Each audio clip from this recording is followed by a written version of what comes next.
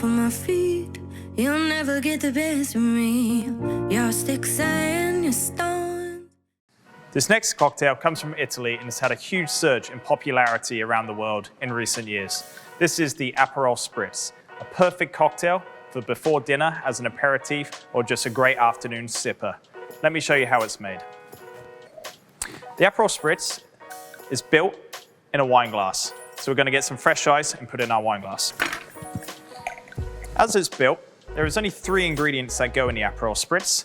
That is Aperol, an Italian bitter liqueur, Prosecco, sparkling wine, and soda water.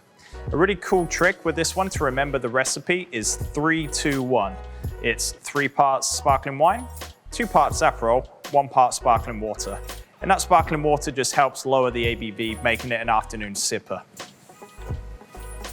So 2 ounces of Aperol.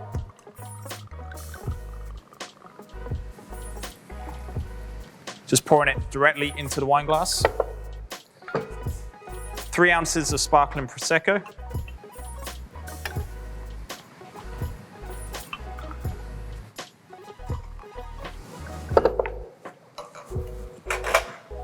And then just 1 ounce of soda water.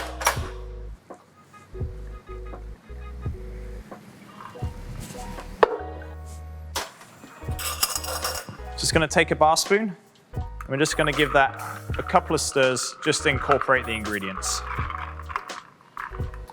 Really easy cocktail, this one. Simply to finish, Aperol Spritz is always famous for its nice half moon orange. And you just place that down the side of the glass. And that there is the incredibly refreshing Aperol Spritz. Put my head down, shuffle my feet. You'll never get the best of me. Your sticks and your stones.